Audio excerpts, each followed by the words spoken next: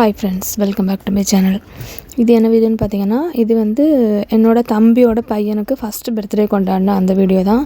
இதில் பார்த்தீங்கன்னா என்ன சாப்பாடு வச்சுருக்கோம், அதுக்கப்புறம் பார்த்தீங்கன்னா டெக்கரேஷன் வந்து எந்த மாதிரி பண்ணியிருக்கோம், அது எல்லாமே அந்த வீடியோவில் இருக்கும்.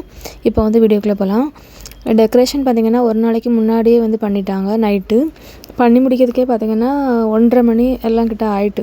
நான் அதுக்கப்புறம் தான் வீடியோலாம் எடுத்து நான் வந்து போட்டேன். ஃபஸ்ட்டு பார்த்திங்கன்னா அந்த நம்ம டெக்கரேஷன் பண்ணக்கூடிய அந்த இடத்துக்கு கீழே பார்த்திங்கன்னா ஒரு ஃப்ளோர் மாதிரி, இது வந்து பார்த்திங்கன்னா 3D எஃபெக்டில் இருக்கும். பார்த்தா அதை வச்சுட்டு அந்த ஒட்டி தான் வச்சுருப்பாங்க. செலோடேப் மாதிரி போட்டு சைடில் கீழே ஒட்டி வச்சுருப்பாங்க.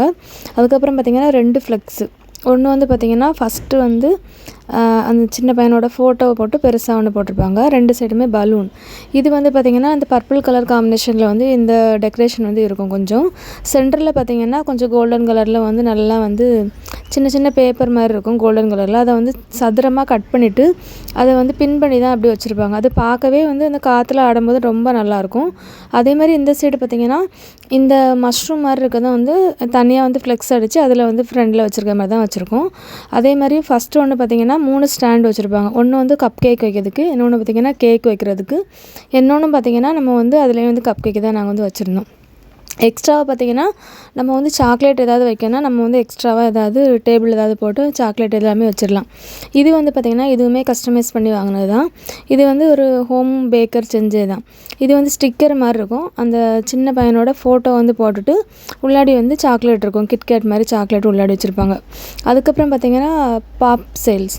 இது பார்த்திங்கன்னா ரவுண்ட் ஷேப்பும், இன்னொன்று வந்து நம்ம வந்து ஐஸ் மாதிரியே இருக்கும். உள்ளாடி பார்த்திங்கன்னா கேக்கு தான் இருக்கும். ஆனால் வந்து வெளியில் வந்து கோட்டிங் பார்த்திங்கன்னா நம்ம வந்து அந்த கலர் வந்து பர்பிள் கலர் காம்பினேஷனுங்கிறதால அந்த மாதிரி போட்டிருப்பாங்க.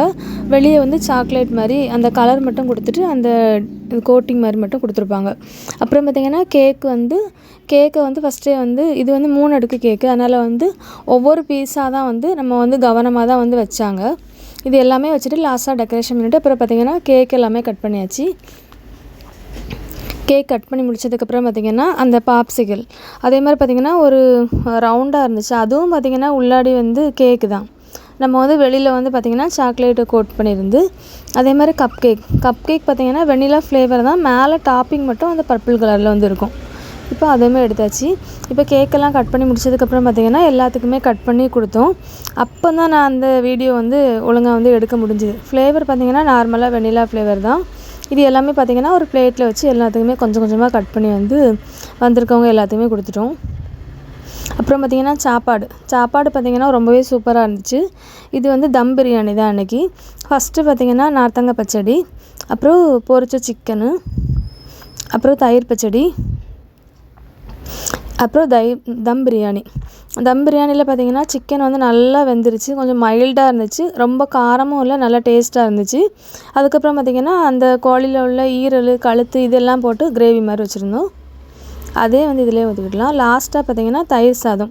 நான் வந்து இதில் வந்து சேமியா பாயசமும் வச்சுருந்தாங்க. அது மட்டும் வீடியோ எடுக்கிறதுக்கு மிஸ் ஆகிட்டு, மற்றபடி இது எல்லாமே வச்சுருந்து சூப்பரான ஒரு சாப்பாடு.